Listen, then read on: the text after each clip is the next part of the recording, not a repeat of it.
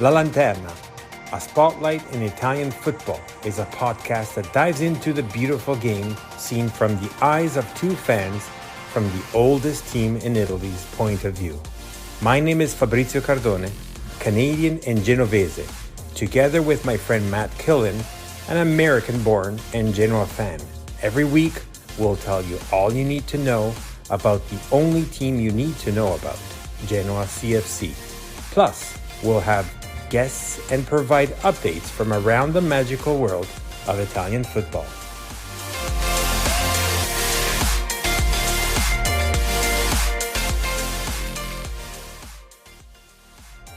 Welcome back to La Lanterna podcast. Hello to everybody, and Matt. Hi, how are you? Fabry, doing well. This is just so happening right now. I'm like super excited for this Serie B right now. It's unbelievable what's happening at the Serie B. And seeing our Genoa doing this, what's happening, like a lot of people are not super happy yet, but the win at Pisa is just phenomenal. It was a really big win. I mean, remember when we were talking before the season started, and it kind of felt like this season could really go downhill fast if we didn't get results out the gate. And it's not to say anything away from our opponents. In fact, the opposite, like the first few matches that we've had to face, two teams recently in Serie A, and one that was just in it last season with us in Venezia and Benevento, who've been down in Serie B for a couple of seasons now. And then Pisa, who very easily could have been promoted to Serie A this past season.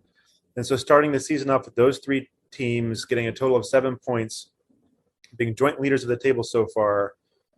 Is it exactly what we want?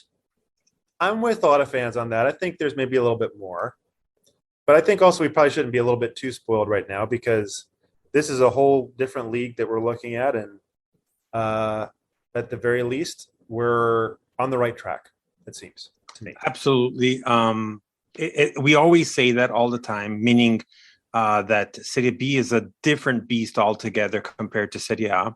As long as you get points, that's what counts. And right now, the points are coming in, and that's all of what matters.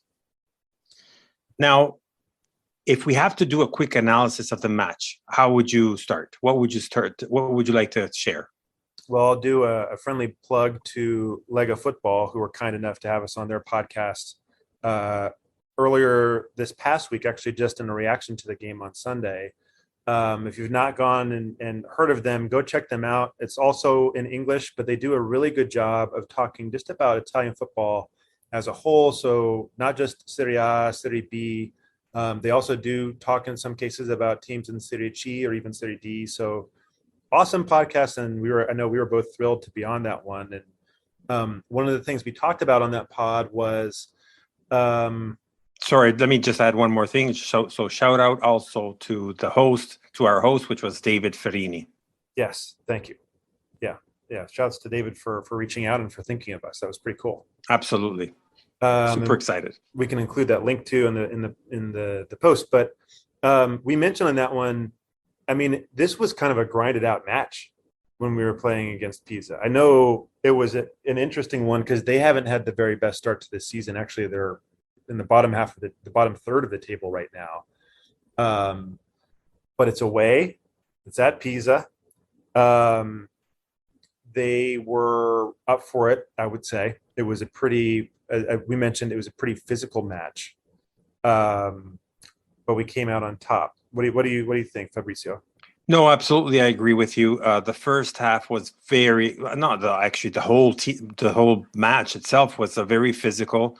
I would think that the first half was quite on the edge for even. Like we still created a lot of occasions there, a lot of balls to goal scoring opportunities. Yep. But in the second half, they picked up a little bit. The actual ball possession was everything was almost even. Other than the ball possession was just a little bit more, a notch more for Pisa himself. Yep. Again, very physical. It's just like hard to say more than this, but Pisa, as you said there, I think, and I said that also on the podcast with Lega Football, in which basically Pisa is not that. Had a rough start. They definitely do not deserve to stay at the mid lower table per se. I think, as you mentioned before, the fact that they were in the playoffs last year, up until one of the last matches, if my memory serves me well, and I still think that they're contenders for the top 8 or whatnot. Yes, yeah, it was. I agree with you on that, and I think it's also probably an important point. I know I'd emphasized before the physical nature of the game, but I don't think necessarily Pisa were defensive minded in a way that was negative, if that makes sense. I mean, they actually had a decent amount of chances at our own goal, and it really was a coin flip. And this is one of those games that we had some really, really great combination play with Ekuban and Coda, and that one kind of moment in the first half. Really great ball from Coda setting up Ekuban, and then just a wonderful chip. We're not going to see very many chips all season, so it's pretty cool to see that. I would say so far one of the best goals of the first 3 matches in Serie B. I would agree with that. At least the goals I've seen so far. But that kind of moment was the difference maker. I honestly don't think we deserved a whole lot more in the game than a draw. But we had that spark, and I think it's fair to say, though, like there were players that certainly had some good performances in our defense, and a little bit throughout the pitch too. But who stood out for you, Fabry, as being really impactful in that game? Well, obviously Ekuban. I think throughout he's been, ranked as the best player of the match. Alongside, this is actually an interesting topic too. Alongside other players, like some are talking very well about Payat's performance. Others are totally killing it. And exactly the same thing for different reasons. All this is for Martinez. Yeah. So he did a couple of great saves, one in particular that I can remember from out the box. And he did this amazing save. And then he did a little bit of that slip up that we saw in the last couple of games. And you were like, oh, is that happening again? But he managed to catch that ball. So, let's also remember that he needs to get more confidence, and he is. Match after match, he's getting more and more confidence. The guy was sitting also on the bench for the longest too, so that he just needs to get more minutes under his gloves, per se. Yeah. Martinez and Payet are like the proverbial punching bags, I feel like. And I mean, I'll be honest with you, when he spilled that ball, I think it was in the second half, I was again like, oh, are we going down this path again? But we got to be a little bit patient, and I do think the keeper is always going to be in the spotlight unless there's really nothing going back, unless there's no real action happening right now. And I mean, one of the positive things so far is we've only let in 1 goal. Absolutely. I was going to get to that too as well. Yeah, you're right. So it's the best defense, I would say, of Serie B right now. I'm just quickly looking at just to make sure. We are the only team at 1 goal conceded.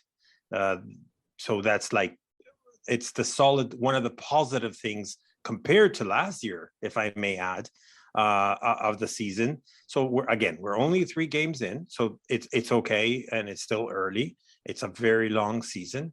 Let's remind everyone too that we're not going to have the break for the FIFA World Cup, so we're going to have to watch the matches alongside. Italy's not in it, but even for who's not rooting for Italy, well, you have US and I have Canada, so that's all right too. But anyways, we'll have to juggle between the World Cup and the Serie B. Why do you make it sound like it's such a problem? I cannot wait for Serie B and World Cup side by side. I'll get in the early morning. I'll be watching some strange match with probably Qatar and whoever's in their group stage, and then we'll come to the afternoon and we'll be watching Serie B. I cannot wait for November.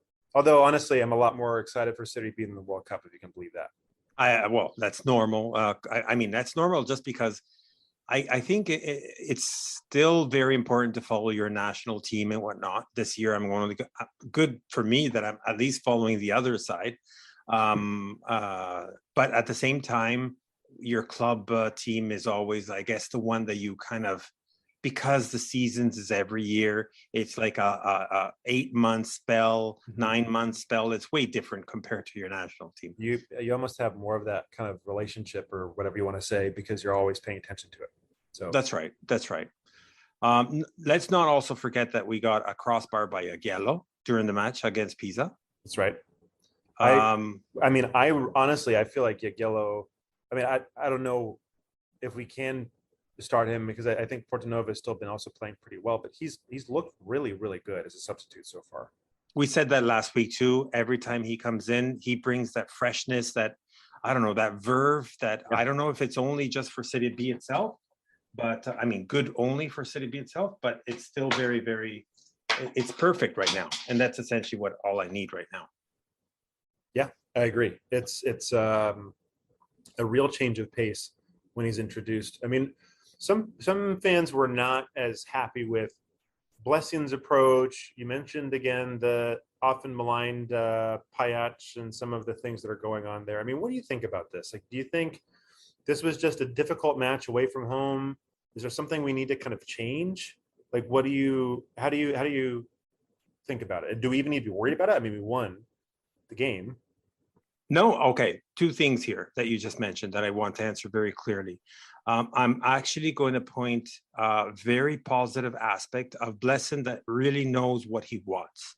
And what I'm saying that except the first match that Payet was not present because of he was disqualified, he's showing that he knows his starting 11. Now, with the 3 last new purchases, we don't know yet if anything is going to change. So we don't know if they're going to be still coming into the game or if they will be eventually part of the starting 11. You know, throughout the season, we might see a change. Right now, Blessing knows that he wants that 4-4-2 or 4-2-2-2, however we want to call it. And these are his men. And actually, I still think that, you know, a lot of people are, they were talking about a semi-injury that Egupan had during the week. And they were saying, okay, yeah, Boy's going to start instead, but he recouped and he was the first man for Blessing. Yeah. And it was also payoff. Well, as I have these scars a lot, maybe have taken less years off of my life than yours, perhaps, but we're used to seeing inconsistency all over the place with Genoa, right? So I think that's a pretty rational point. Like, we have stability. We've got a vision for the players that we're putting out there. I think it's going to become more frustrating if the results aren't coming in and if we're not seeing as much. But also, like, we're not going to be watching champagne football every weekend either. I think there's a little bit of a reality with that too. So I don't know. I like your kind of cooler heads prevail type of a take. I think that maybe it's a good thing at least that we've got a set group of players that Blessing seems to trust. I only have one negative aspect that, if I may, not to put any damper to this excitement that we just talked about, but it's the goal scoring. Yeah. So if we look at the overall Serie A, we are not the worst, but it's up there. So I don't know, having only 3 goals for, I know 1 goal conceded, fine. But the 3 that we have done, which were essentially done, 1 against Pisa and 2 against Benevento, against Venezia, that was it. Yeah, I mean, we've not been, if any of our Serie B fantasy football players out there, shouts to Kickest, I guess, for having the league, and anybody's in the Genoa groups. If you're like me and you've been captaining Massimo Coda each week, thinking he's going to score 2 or 3 goals, we've all been kind of sorely disappointed. That's not been the case. There was an interesting thing that I read. I have to completely credit Federico Santini, I think was the journalist who something appeared on Pianeta Genoa.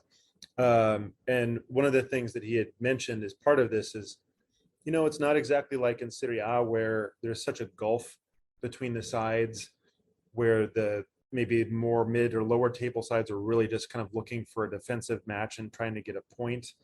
with Serie B, with there being, first of all, less difference between the top of the top and the bottom team, but also more opportunities to go up with the way that the promotion system is structured. There shouldn't be as much of a constant defensive battle that we're going up against. And I don't think you can exactly say, well, that was kind of the point a little bit earlier too with the Pisa match. I don't think Pisa played like a really negative game. I mean, what I thought that they did really well is they were really kind of they were smart, and I was annoyed. I was angry at it. It's kind of similar to Benevento, actually. I sort of feel like there's maybe a script that's being written about this Genoa side, where players are kind of giving us those little brushes, with the shoulders. They're knocking us down. They're not necessarily objectively dirty plays, but when you see it happen all the time, it's obvious that the other team is trying to kind of get that little physical edge on us. And it's not like we're a small team either. I mean, especially with some of the guys we just bought. Ilsanker has only played for, a half plus in this match and a couple others. And of course, Strootman and a few other guys on the team, but actually Pajac isn't that small either. But you're seeing some of that stuff, which I think maybe is taking away a little bit from what we're trying to do. I also wonder about like the formation a little bit. I mean, I don't think I'm ready to say, like we were saying often last season, we have the players, but we don't have the formation that our manager wants to play those players in. Remember we were always kind of complaining about Destro and him being utilized in this 4-2-3-1 and not really being the way to use him. It does feel like we probably need to change something.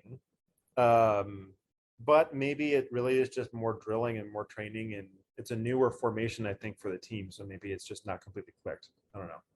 I have to second that. Yes. I still think, as I said before, that he has his starting 11. As I said, I'm not too sure about the new ones that he just got. So between the Strootman and so on, I don't know if that's going to actually change anything. It might change throughout the game. So we might get also these goals more in the second half. Because if you remember, one of the complaints that we had in the past was like, okay, great first half, but second half undertone, right? So like less performance, tired, or I don't know what that be. So if we get these bigger names now into the second half, that with the Jagiello included or whatnot, then we might have like a different face also to Genoa, like more Camelone type of thing. Like you're going to change its face and it'll have a different type of approach to the game and whatnot. Yeah. So I don't know. I think it's exciting. I think Genoa did, as you said, it was Pisa that marked the pace of the match with that very physical aspect. It was triggering some players. The only one that had to, and I'm seeing it from a different positive perspective compared to the negative that I've been reading around about Pajac, had to take that yellow card for the team per se, rather than saying it was a bad performance and he even got a yellow card. Right. I just think it was just because of how Pisa set up the game, and it was necessary. It was part of one of those things. Well, kind of like we said, I mean, we're gonna get these type of performances from other teams against us a lot this season, I think, and we just need to find maybe a little bit better way to be incisive. I think that's not been there as much, but we've had really, really good. I mean, even this is also true in the Venezia match. We were more on top of that match, I think, in the first 45 than we've been in any of the matches, maybe barring the Coppa Italia match against Benevento. But again, that one like started with a really good through ball, I think, from Badal. That was what set in Portanova. So, no, absolutely, you're right. One thing, I guess, just as a closing portion about the match itself, and then we have a couple of things that we wanted to talk about. Yep. Like generic, like house cleaning, but it's not really house cleaning by itself. But just over 2,000 spectators went all the way to Pisa. Again, as I mentioned, I guess against Venezia, this was another match against two former maritime republics. So Pisa was another of the major ones, and I'm referring to Venezia being the other one. That's right. And over 2,000. They had some issues with online ticketing system that probably slowed down the numbers that could have become. But nevertheless, 2,000 is great, which leads us to talk about the season tickets. 20,000. That is amazing. Like, I know it's Serie B, but it's more about, it's not unnecessary the fact of saying, oh my God, look at Serie B. We are the most, we have the most season tickets and whatnot. It's the enthusiasm that returned. And we are in Serie B. So that shows like what this new management, with this new ownership, has been doing to the Genovese, to the Genoani. It's incredible. I mean, it's not exactly like the fan base has been woken up, but I think there's a new energy for sure behind the team. There's a real positiveness and a lot of support, and hope. I think maybe belief is semi wrong in a way, because I think there's optimism and we're wanting to see the team grow and become what they can become. But you've definitely seen a backing, and I think it was almost even spurred by some of the stuff that happened in Genoa at the end of the season last year with our bitter rivals and some of the things that were said. I think it's a pretty intentional thing in a way that you're seeing the fans come back, and it's really, really cool to see it in such a large volume and in such a prideful way. It's really exciting. Absolutely. It's incredible. I guess let's quickly talk about, before the break, let's quickly talk about the transfer market. So there has been a little bit of rumors and some official names as well. So do you want to start? That's right. So we've seen a few of these. I think maybe folks had heard a little bit about before or have not been completely final, but we have Casata to Ternana, so that's official. So another one of our younger players. I think maybe not probably too much of a surprise in this one specifically. Oh, I couldn't wait to see him go. I did not like him. Yeah, it just, there were a number of these guys that unfortunately is a little bit of into the outdoor type thing. They just kind of came in and it never really worked out.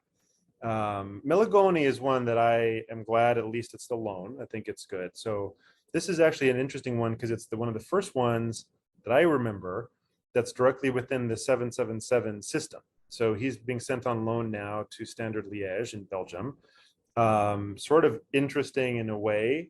I think the Belgian league maybe isn't known necessarily to be the strongest one, but of course, Milagoni is also really young, and probably he has a good opportunity to play. And there's incentive for Standard Liège to play him because they're within the same group. So hopefully, this is actually kind of a little bit of a beneficial thing for us. And then Charpentier, so official now, right? Official now, yes. So, to Parma. Right. Obviously our opponents this weekend. And one more thing about Parma again, on the transfer market aspect anyways, is the fact that, and I'm not too sure, and we kind of quickly had a conversation about it just before we started the podcast, but Hernani, I thought it was a loan with the obligation to buy, but apparently the loan got ended and he's returning to Parma, who, because they don't need him because all that roles are all covered and whatnot, I believe that they're going to be turning him off to Regina.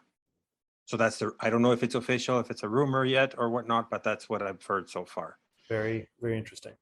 Then a couple other ones, just like off topic type of thing, but former Genoa player, I don't even want to call him as a former player because I don't even want to call him as a player. Caicedo is going to different Saudi Arabia. Who are you thinking about? I was thinking of Rovella. I'm upset seeing all these young Genoa players get shipped around. It's like they leave us, they go to a big club, and then they just go to another club, and it's like, what? Just stay. Why did you just stay with us? This would have been the easier thing. Yes, Caicedo though. We didn't know him. I don't know who Caicedo is. Exactly. Who is Caicedo? Exactly. And then another one, which has nothing to do with Genoa altogether, just like a Serie B news type of thing. Südtirol had sacked their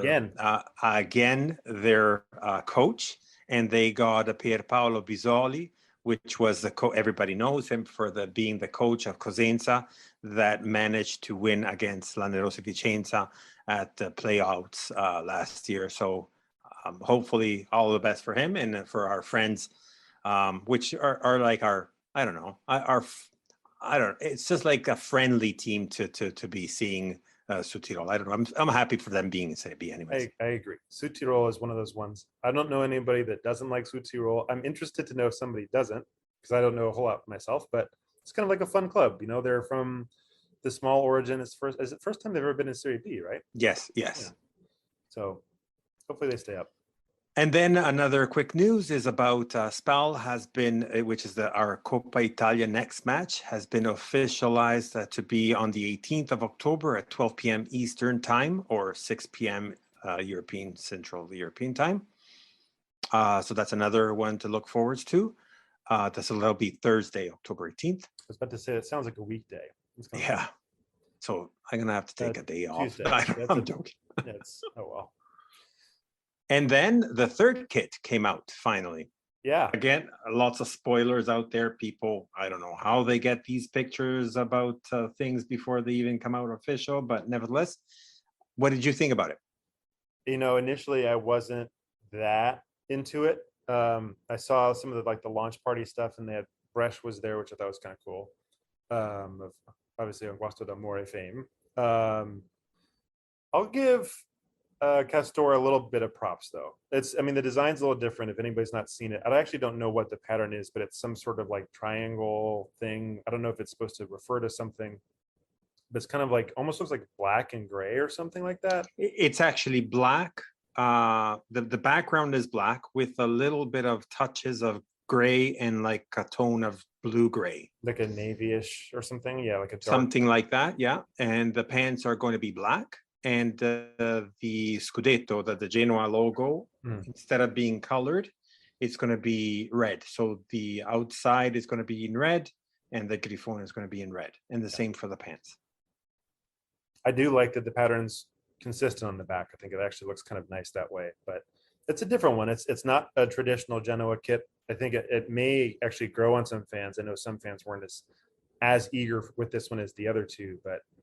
Let's put it this way. The traditionalists will always banter against anything that is not, traditional. And I'm a little bit on the opposite side. I like change. I'm not saying that our main kit has to change. No, I'm not. I like some imagination around it. Yeah. But third kit is not supposed to be for tradition. It's actually a fairly new concept anyways. And it's all for the technical sponsor to come out with something innovative and new or... interesting. I actually, when I saw last year, I think it was, or 2 years ago, Napoli with their black kit, it was interesting. Or the carbon fiber one or whatever they had, or something like that. It just looks interesting. I don't know why, but even AC Milan had it a season and whatnot. Yeah. I don't know, and now we're going to have something about it. It's not like a purely black one, but it'll be interesting. I think it'll grow on fans over time. I think this is going to be one of those ones that people are going to want to make sure that they get, because I don't think we're going to see one like this for a little while. So, for sure. And lastly, but not least, what did you think about Blasket's interview? Yes. So I think this has all happened today with the same release. There were a couple of things. There was also news, by the way, of Genoa women going up to Serie B, which is a good development. So Blasquez had kind of basically a semi State of the Union type thing. It seemed like it seemed like also a relatively brief interview, but he gave a lot of credit to Spores and Ottolini for the team that they've built. I think almost pretty much confirming this is the team we're going to have. And it talked a little bit about they were kind of... sorry, just to interject there. Yeah. He did say the yes, but he did also open up to say you never know. Yeah, that's fair. That's right. He didn't slam the book shut.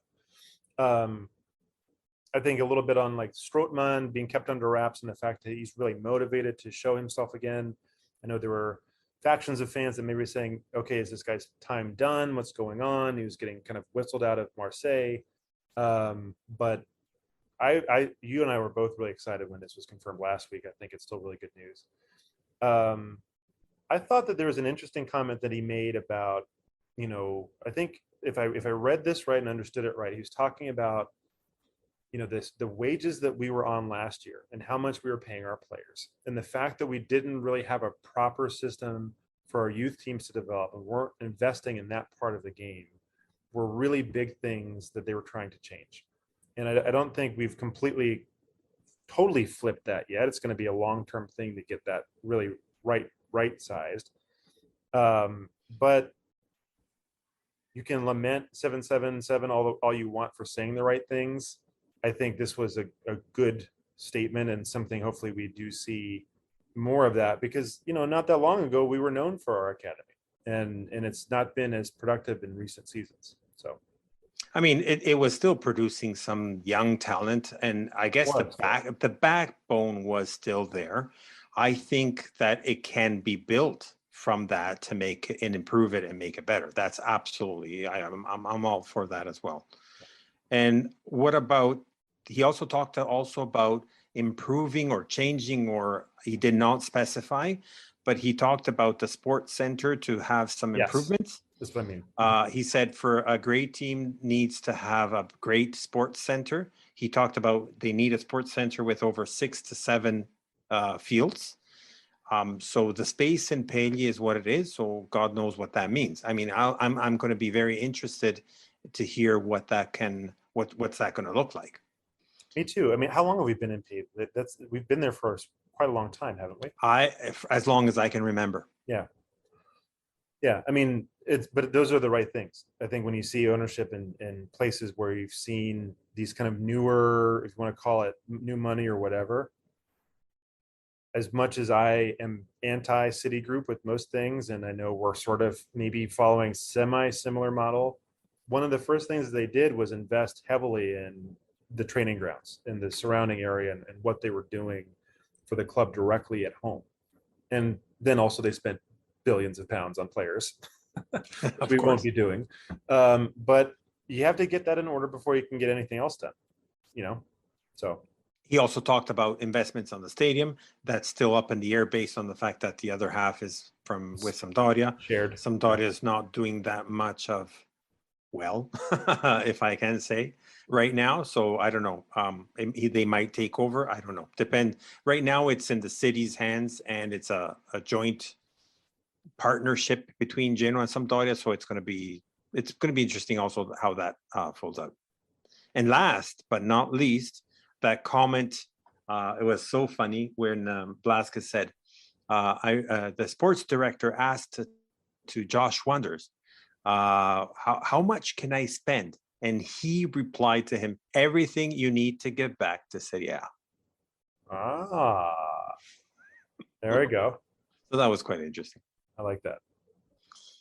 Well, anyways, so I guess we will go for a quick break, and we'll come back with our special guest from Parma. Sounds great.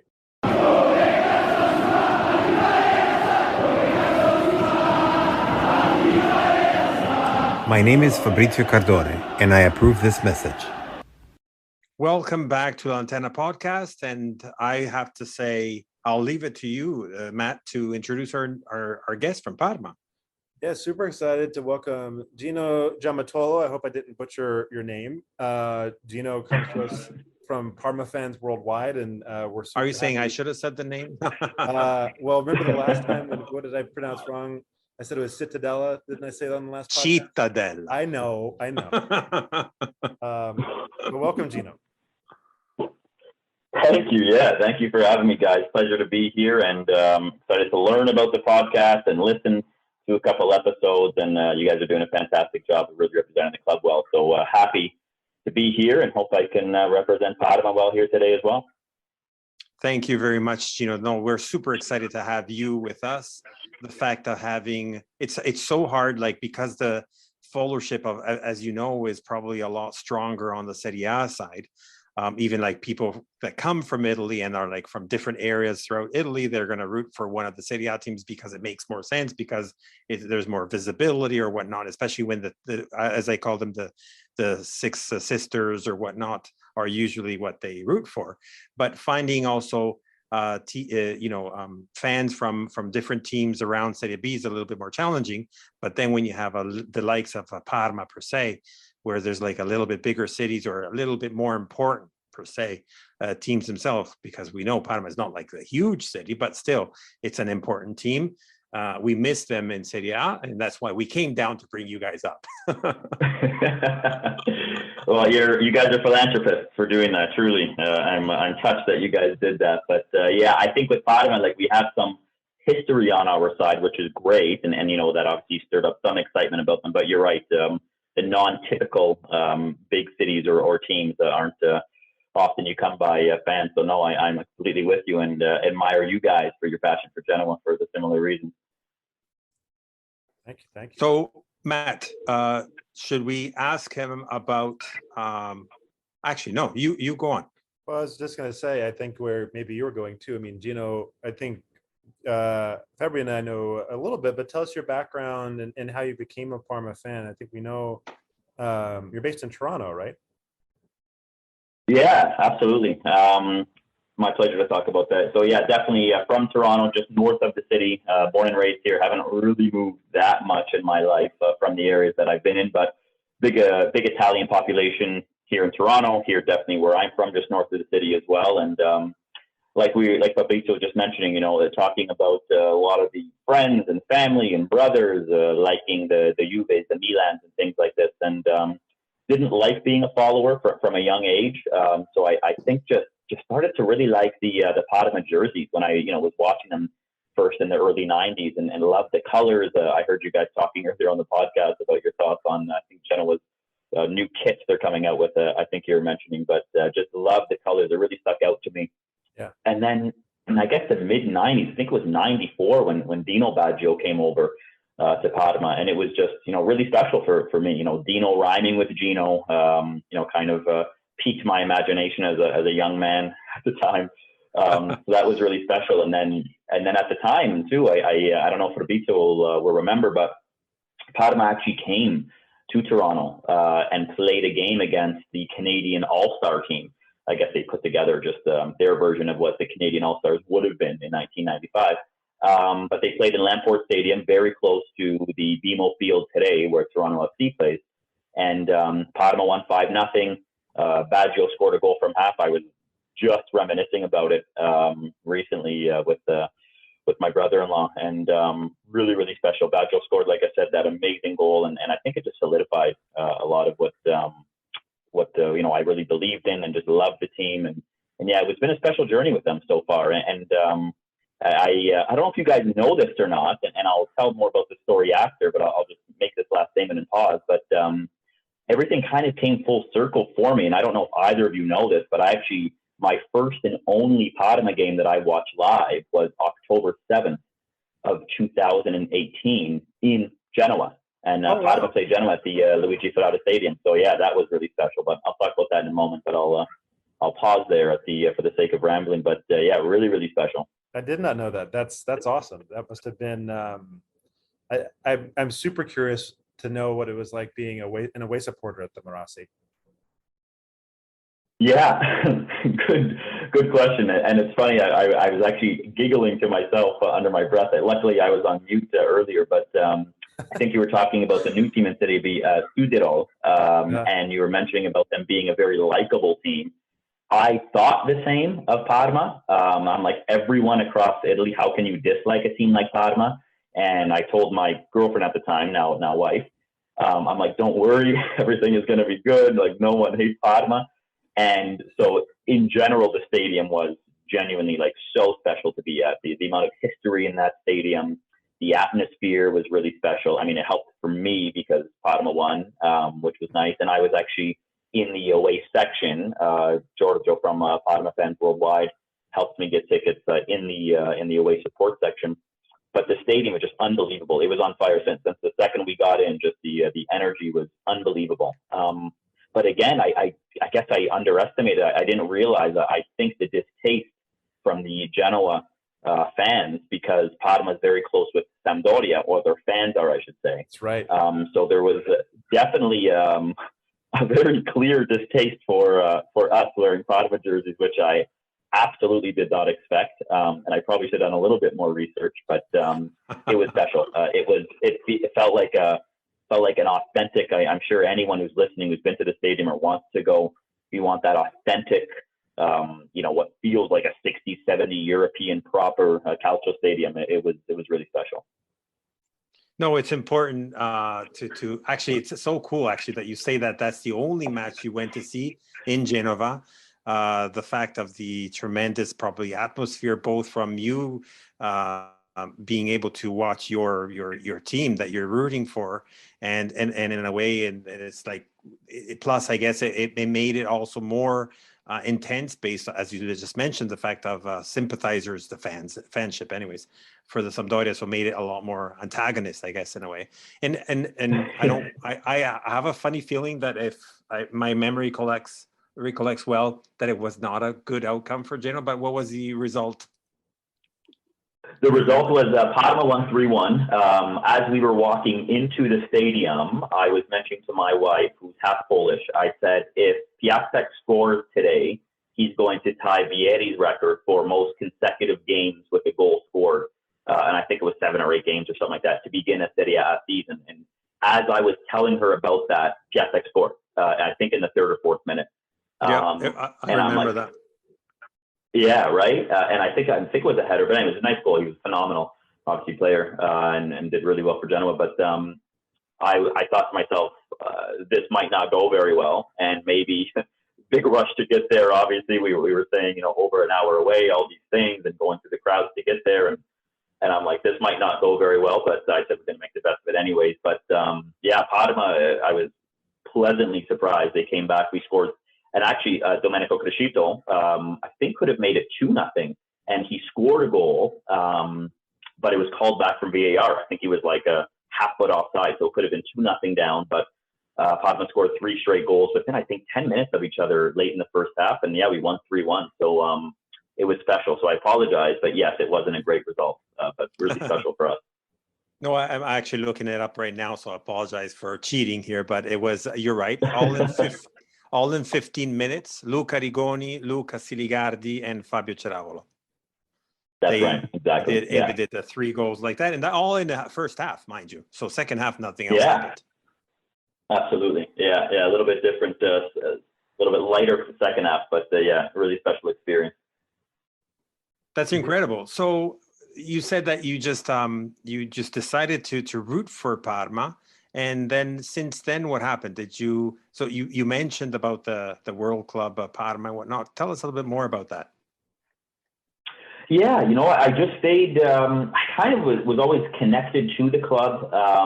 Felt really, really close to them. Unfortunately, like my father, he's from. I should say, unfortunately, that's not nice. Unfortunately for me, because I chose Parma, not knowing at the time, but almost the opposite ends of the country from where my father's from. So my father's from Cosenza in Calabria, and we speak Cosenza last week, which was nice. But my father's from Cosenza, and starting to like Parma wasn't necessarily easy to get to the northern part of the country. But again, in 2018, 2018, I was kind of flirting with the idea of going. And then I think the first message, Fabrizio, that I sent out, I think it was to the Parma Twitter account, and I DM'd them, and I think it was only a few months before they started their first English Twitter account, and I reached out, and they actually gave me the contact information of Giorgio from Parma Fans Worldwide, and again, I just started messaging him back and forth for a few weeks. I said, hey, I might actually end up coming to a game, not sure, and then just trying to figure out the date of my Euro trip that I was taking with my girlfriend at the time. It just worked out that it was going to be this game in Genoa. So again, I just said, I'm just going to, I'll just buy tickets and sit with the neutrals. I won't wear a Parma jersey. I'll just, I'll obviously go for Parma in my heart. But he really pushed. He's like, no, you should get, tickets with us if you're going to come. And I'm really happy he did. And it was really special. And then to kind of layer on to that, so I guess it was about 2 or 3 days later, again, all kind of supported through Giorgio, ended up going to Parma and got a private stadium tour of the Stadio Sardini, which was so special. Yeah, and I got to hold the UEFA Cup. They wrote a story on me being a fan from Toronto, and it was really special how I was treated, and again, like literally walked into their change rooms on the field, into their museum, and brought to kind of like a center for the tifosi that they run there, and again got to hold all their cups and take pictures. So it was really special. Interesting. That's incredible. I mean, it's just something. It's a unique thing, and I don't know how it felt like for you. I got a little bit of attention going to Genoa this past season. I was at the game, their last game of the season, and after we had already been relegated against Bologna, and people are kind of there's an interest and a curiosity of a fan from abroad, kind of paying attention to the club, but while that maybe like for me, it's something that's I'm not uncomfortable with. It's a little bit, it's a different thing, I think, but there's a real specialness too about kind of being welcomed. I think that's kind of a cool thing. Not to get into that too much, I guess, but I've always felt that the fan club role is a really important one in helping kind of foster along like a fandom for a certain team. And you already had that love for Parma, and seeing some of those amazing teams of the 90s, and they're, you know, just like iconic like football Italia teams. But it's just so special when there's also a community behind all of that that kind of keeps you connected, you know? Completely. Yeah, no, you couldn't have said it better, Matt. Like I said, I talked to a lot of my friends, and I clearly told all of them about my journey and you know how it all went down. And you know, I just don't think you get that from a lot of the big teams. I don't think you have that intimate relationship. But to your point about just, you know, kind of fan club and support club, you know, in general, and how it creates that closeness and intimacy with the club, you know, that you can't replace it. And like I said, when I walked in, it was funny because I actually don't think Giorgio was planning on coming to that game. He lives in Como, which is north of Parma. And he's like, and I'm like, yeah, you should come if you can. He's like, okay, if you want me to, I will. And he literally just picked up, took, I'm sure, a whole Sunday of his time and came down, stood with us, taught us the chants with me and my wife. We met so many of the fans. You know, each one of them, they're inviting us to their home for dinner after the game. Like my girlfriend and I, we had to get back because we had dinner plans. They're like, no, stay with us. We'll, you know, we'll take you out. We'll go out for, you know, go to the cafe. We're not in a rush to get back. You know, none of them, because they just, you know, weren't in a rush to jump on the bus right away. So asking to take us out, it's just, yeah, you feel that closeness. You know, you feel it to the club, you feel it to the city. Matt, so yeah, you put it really well, man. I don't think there's anything that can replace that. You immediately have the arms wrapped around you when you walk into a situation like that, which is such a special feeling. It's very humbling. It's really cool.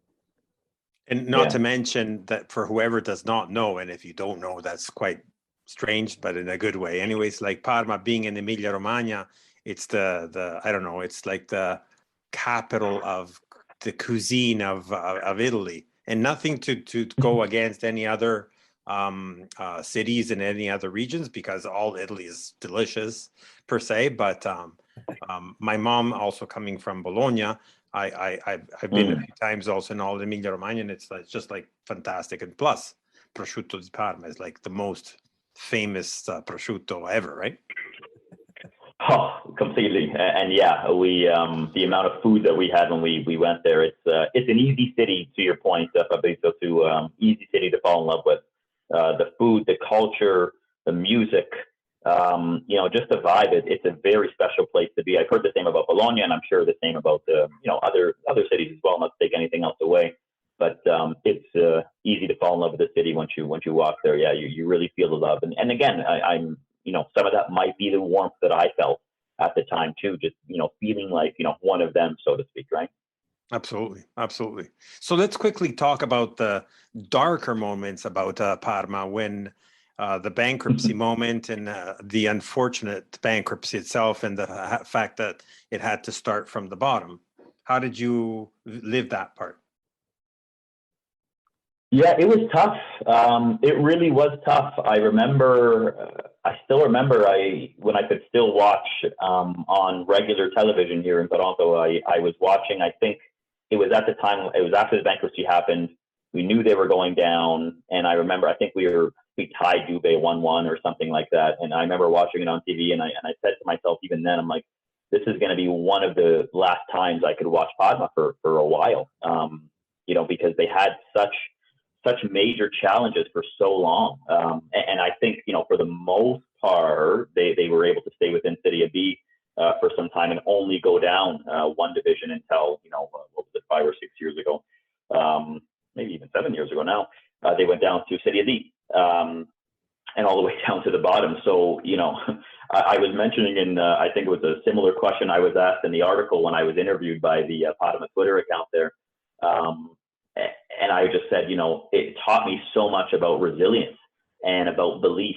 And just the journey back up to the top was just so special, and how the fans in the city just said, we don't care where or how you play. We just want a team to support, and we just want to go to the stadium, and we just want to, we'll travel to these, away teams, and in City of D, you're talking about it's like high school pitches, basically, that they're playing on, right? So it was tough. It's been a tough team, and you unfortunately sometimes you feel disconnected from Serie A or Italian football in general, just because if your team isn't there, it's they're really a point. You'll watch their games and you'll feel connected to them, but there are moments for sure, without a question, that you hear your friends talking, the Inter fans, the AC Milan fans, Roma, Juve, all these things, but you're like, kind of, there's moments where I'm like, I wish I could be part of these conversations, and then they'll throw me a bone, like, anyways, how's Parma doing? Like, tell us about them, and they'll kind of let me take over the conversation for a few minutes. But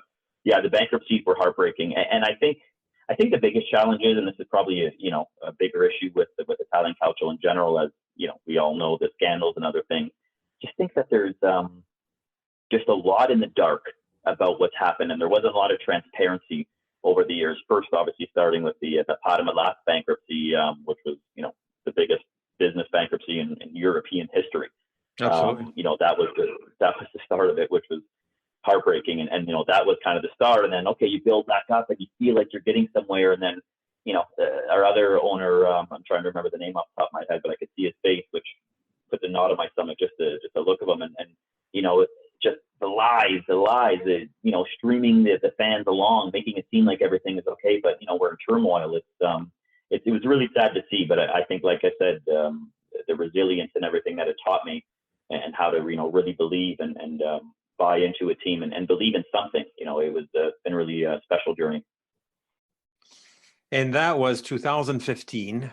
Then I'm just quickly reading here. Just only after 5 weeks, they have enrolled into Serie D, Società Sportiva Dilettantistica Parma Calcio 1913, which was like, they had to invent a name for that. I don't really know how that works. But yeah, you're right. That was Serie D. And then they changed the name to Parma Calcio 1913. And they went to Serie C, and then promoted to Serie B in 2017. 16. And to the point, and I'm so sorry to interrupt you, Fabrizio, and yes, okay. And I wanted to touch on that too, because that was so special. I'm happy that you're so resourceful. You must do podcasts for a living or something, because your quick research is impressive. I continue to think that there should be, and I think there actually is something in the works anyways, on our captain, Alessandro Lucarelli, specifically, but just on the journey of the team. He stuck with the team, Alessandro Lucarelli, and stuck as a center back since Serie D. And I think they're the only team in Italian calcio history, if I'm not mistaken, or one of the only ones, one of two, I think, to get promoted in consecutive years and return to Serie A in the way that they did. And the journey to watch that, and so triumphant to watch them get promoted from, obviously fourth division to third.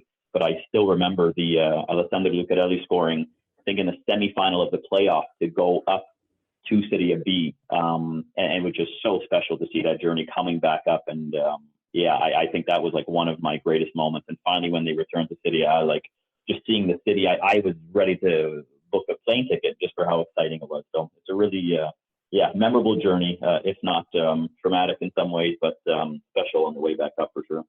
I bet we had something similar to that when we went back from Serie B back to Serie A. That was that year where there was a Juve and Napoli in Serie B, and we were the third team in ranking that came up together. And the last match was with Napoli. That for Genoa, all they needed was a tie, and that was just like a super party. Everybody invaded the pitch, and it was just like fantastic. So I can only sympathize with that feeling. Absolutely, memorable moments for sure. So 2 years in Serie A and then drop back down in Serie B. What happened there? Oh, man. I had a little bit more to do with, I think, finances again, if my memory serves me correctly. Unfortunately, we went back down again, just like I said, weren't playing well, didn't have the players. I just recently obviously got purchased by Kyle Krause, the American from Iowa.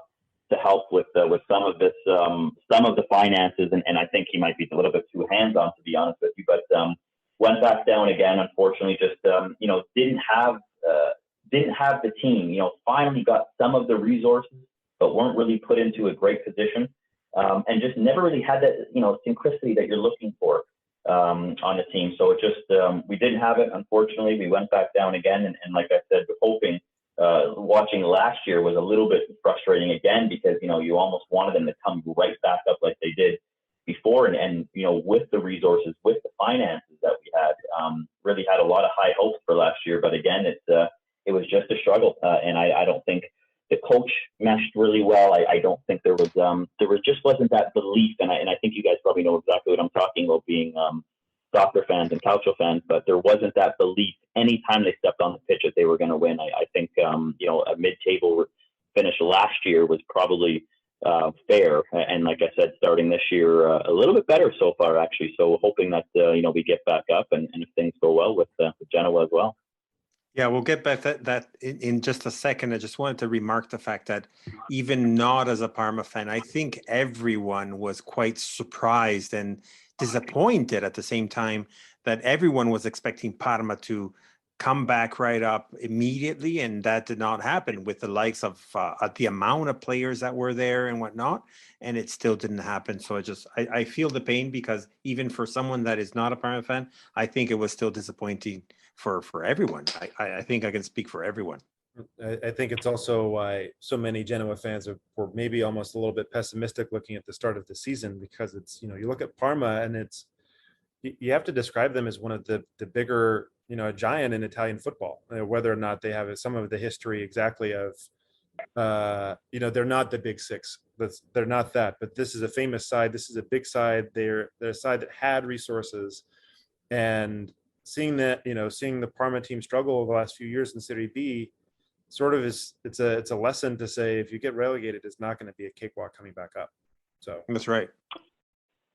Unfortunately not. Yeah, it's tougher than you think, and it's a different brand of calcio when you get to the second division. And you think it's going to be a little bit easier, but it's absolutely not. And again, and I think, like I said, it was really special when we came back up from that fourth division, and we had really strong Italian ownership. But even they said, we're here to sustain. We aren't going to be we're always going to be here in the back, but we're not going to be the guys to take us back to, where we were necessarily with that crazy spending. And I think that was when, you got really excited in our case, when you had that American owner come in, Kraus, and we were so looking forward to it. And not to say he did a poor job by any stretch, and I don't want to put him down. I know some people are critical of him about, how hands-on and things, but I definitely don't want to add to that. But, you were hopeful and optimistic about what that can mean, but you really see how locked in you have to be every single game, because there's a different fight down there in Serie B. A lot of people working and looking for jobs, and trying to get back up. There's such a financial play. Well, definitely Calcio has changed drastically since the 90s. And as you mentioned also before, the single ownership from like the magnate, how we say in Italian, from single ownership, these Italians, like there's only very few left actually. And actually both Serie B and Serie A is actually has quite changed actually, for that matter, in the past years, with a lot of American ownership and mixed throughout and whatnot. So it's interesting to see what the next the next wave will happen to Calcio Italiano, and hopefully it'll come back a little bit better to what it is today, especially if we look at the likes of the national team, which I'm not going to get into that one, but yeah. So Parma, if I may, start of the season, it was the big match for the opener for season 2022-23, because you had Parma, which is, as Matt mentioned before, it's like this big team that it's not supposed to be in Serie B, against another big team that themselves too came back from relegated. They were relegated in Serie C, and they came up to Serie B. So it was a great expectation. I remember the viewership was like quite huge. And it was a huge expectation on that. Like the expectation for that match alone was the greatest, I guess, opener for the season itself. So that was I'm talking about obviously Parma Bari, which ended 2-2. How did you live that match, Gino? So that one actually went well. I got to watch the most of that match so far of the season, and it was funny because I was on the way out. It's obviously during work hours, so I was watching from home, and I only got to watch the first half, not knowing that was the only 45 minutes I would probably need to watch. And what an unbelievable atmosphere! And I think it speaks to Parma's kind of their mindset this year, just because they are so attack-minded, which actually, for the first time in a while, a really genuinely entertaining team to watch. And that was an unbelievable 45 minutes of calcio to watch. Bari got a kind of a soft penalty there, and then, I think missed the first, got called back. So I think our goalie stepped off the line. They got to retake it, so that was kind of a little silly. But there were other 3 goals at the half, both goals for Parma and the other one for Bari, just fantastic, spectacular goals, and a really, really solid match. So I think, if nothing else, fantastic advertising for hopefully what's going to be an exciting season in Serie B. So yeah, great start, and obviously would have liked to win, but not a bad start with that much excitement in the stadium. Which follows with another tie against Perugia away, mind you, and then finally a win against Cosenza on the last match, which brings you guys to the mid-table, more or less, at 5 points, actually together with Bari as well, but there's a whole bunch of teams. So, and it's still the beginning of the season. It's very hard to tell and whatnot. And next coming up, we have in Genova, we have Genoa-Parma. What are your expectations for that match? Actually, let me, if you don't mind, Gino, I'm going to first ask Matt. For this Absolutely. one, I've been pretty pessimistic actually with my predictions of the last few matches, and I'm going to kind of keep that trend a little bit. I think we might lose this game. I wouldn't be surprised if we lost this one in particular. I'm not saying we're in a bad run of form or anything like that, but we're getting Parma. We talked about it. They were maybe a little bit unlucky in the first match against Bari. I think the second match was a little bit. We've seen already so many teams, and if you, like Fabry just mentioned in the table, Genoa are first right now, but we're first on 7 points. There are a bunch of teams right below us on 6. There are a bunch of teams below us on 5, and then a bunch with 4. Obviously, it's only been 3 matches in the season. Like we can't make any real declarations of Serie B right now, but I could see the Parma side and be feeling their way out through the league a little bit. There definitely are attacking options that could hurt us. And the interesting thing for this match for me is, I think if you look at the 3 matches that Genoa have played, the first match against Venezia could have been really a difficult one for us, and it actually really was. But Aramu, their best player, not in the squad because of the pending transfer to us and some changes going on there. I think we also talked with Marco from the Rigore pod a few weeks ago about how some of the squad were dealing with, I think, sickness or injury at the time. I can't remember if it was COVID. I think it was 11 players. A little bit of a weakened Venezia side. Then we play Benevento, who, from my observation anyway, are probably a better described as a strong defensive team, but maybe not that strong going forward. Maybe that's a controversial take. And then, we go up and play Pisa, and similarly kind of more of a physical match. I think this is the first time we're going to really face a team that can score a lot of goals and does have more of that offensive firepower. But my prediction, I think, to this one is 2-1 Parma to Genoa. I do think we'll see another good goal this time. I expect Goodmanson to kind of come back into form. Still think we may not see Coda firing on all cylinders quite yet. But we'll see. I think it's an interesting one. If you look at the betting lines right now in the U.S., believe it or not, there are betting lines on Serie B, and I love it. But they're pretty heavily in Genoa's favor right now. I think it's plus 425 for Parma outright to win, and kind of spotting 167 for Genoa to win. So you can see kind of where the bookmakers are thinking right now. I've been not so quietly touting the fact that at least in the U.S., it doesn't seem like the books have really caught up to Serie B quite yet. So we'll see about that one. But that's my initial read. Gino, what do you think about how this one could go? Completely agree. I think Parma will win. I think that was a nice segue for me, but no, I do think it'll be. I do think it'll be a really tight match. I'm going to predict it's going to be a 3-1 Parma, and that's just going on only nostalgia because the last game that I watched, like I mentioned live, at your beautiful stadium, it was a 3-1 Parma win. So I'm going to stick with the same, to be honest with you. Again, just as a nostalgic play, but I wouldn't be surprised if there was some sort of a draw. 1-1, 2-2, something like this as well. I really do. I think there's a lot of great options, and it's so fun to watch Parma play right now. Their players, Vasquez specifically, who's just such a classic, class ahead of anyone around him on the pitch. Our number 10 is just unbelievable. And I think when we can get on a run, and I think like I was mentioning earlier. The opposite of last year, so far there has been this, belief and cohesiveness within the team, and I can genuinely, I genuinely feel that from them. So I am predicting a good performance, hoping for a win. I wouldn't be surprised if it was a draw. Crazy to hear those bookmakers, and obviously their clear lenience over to the Genoa side. But I do think there's a couple of great options on Parma's team right now, and obviously the momentum's there. So I'm feeling really good about our chances. It's quite interesting. I'm more of the positive one, I guess, compared to Matt in the last few matches anyways. I'm going to say a little bit the opposite of Eugene. I'm going to say it's going to be a Genoa win or a tie, because I think that the tie is probably the highest option. I think it's going to be a very tough match, interesting and exciting at the same time. I think it's going to be just for a short one goal. It'll probably be, I don't know, I'm thinking either 2-1 for Genoa, or even like a 2-2. That could actually happen too.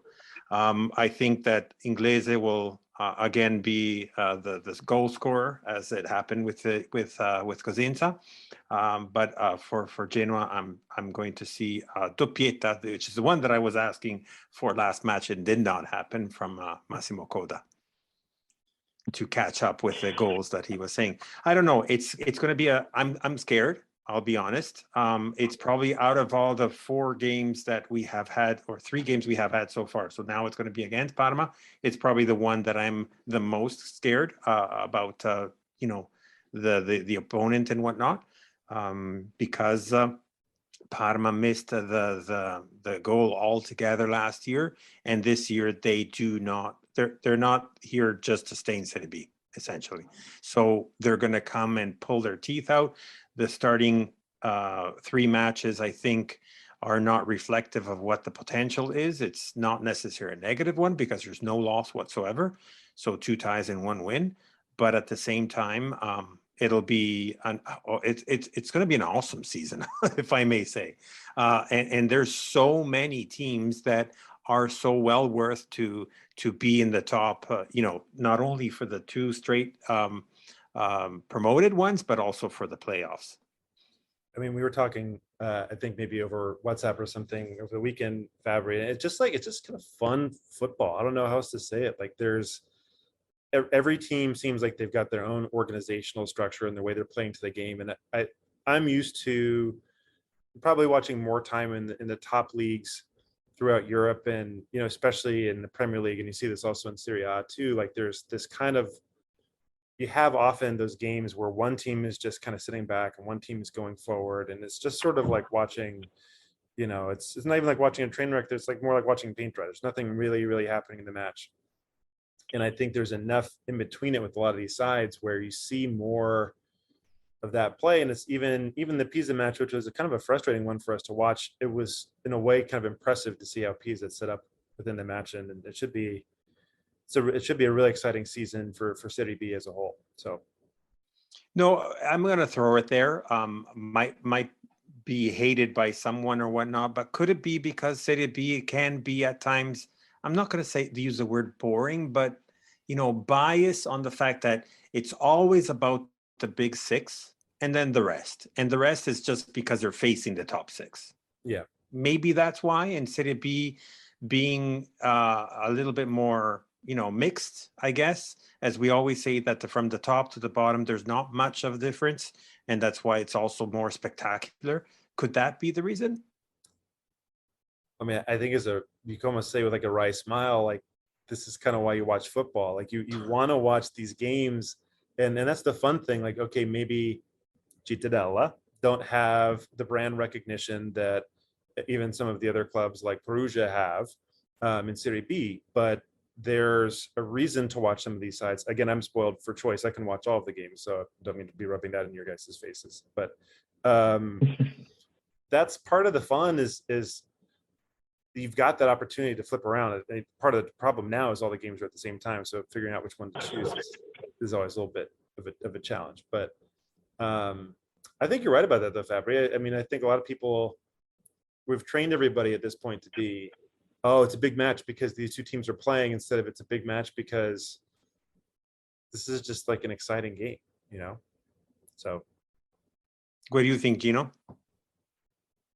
Yeah, I think the narrative has really changed, guys. I got to be honest. I've obviously, unfortunately, watched more Serie B games than I probably ever planned on in my youth because of just where Parma has gone. But I genuinely feel like the narrative has changed. I'm sure it's due to a few different factors. Maybe it's, more recognition and playing of youth, not just from, Italian calcio, but from, other, areas around Europe. And I know even Parma have a lot of young players, from around Europe on the team, Hungary, Spain, and numerous others. But, I think maybe it's, leaning on youth a little bit more.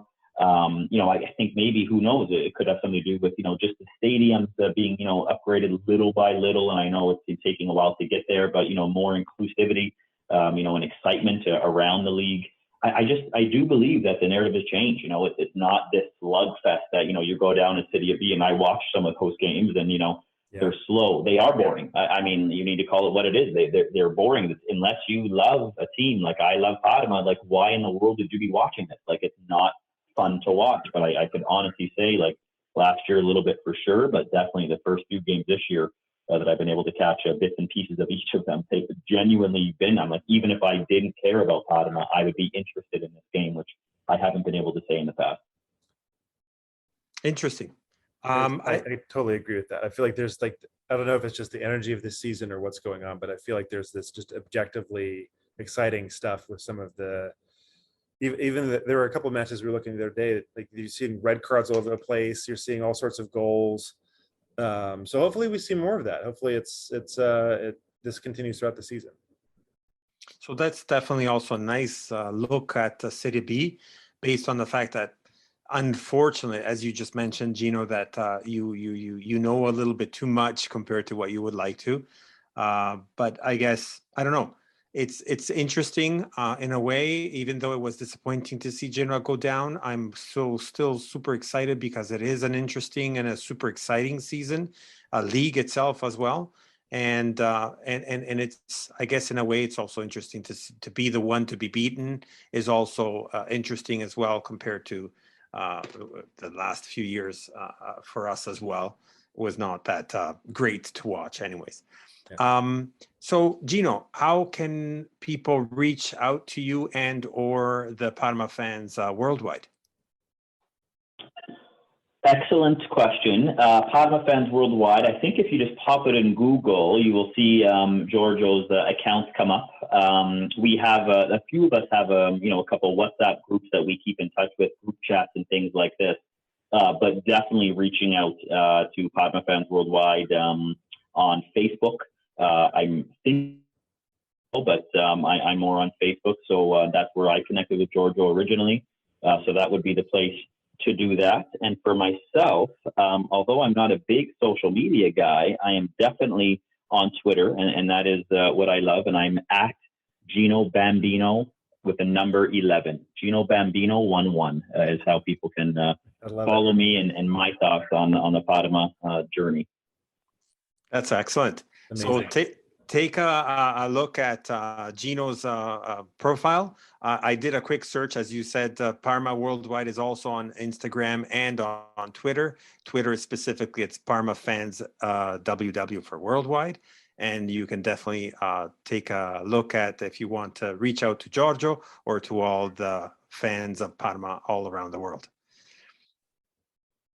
Thank you, I guess, Gino, for being with us. This was just wonderful to hear about a different point of view, also of this beautiful game in the Serie B. Thank you really for joining us and talking to us about the Giallo Blu. Guys, my pleasure. Matt, Fabrizio, just an honor to be here. I always love seeing people grow the game this way, and I could just feel your passion for Genoa and for just the Italian calcio in general. So I admire it because it doesn't go unnoticed. So I'm really proud of you guys and honored to be here. Well, we can say the same, and I'll say one other thing for anybody who happens to maybe be in PFW today. If you are playing in the PFW Fantasy League and you're wondering who Rosso Blue 11 was, that's me. So just as a note out there for anybody playing in the Fantasy Serie B League that Giorgio has started. So Gino, it's been an absolute pleasure. Thank you. My pleasure, gentlemen. Thank you very much again. Thank you again, and thank you everybody for listening. And we'll hear from you. Well, you can hear from us next week. And Forza Genoa. Forza Genoa.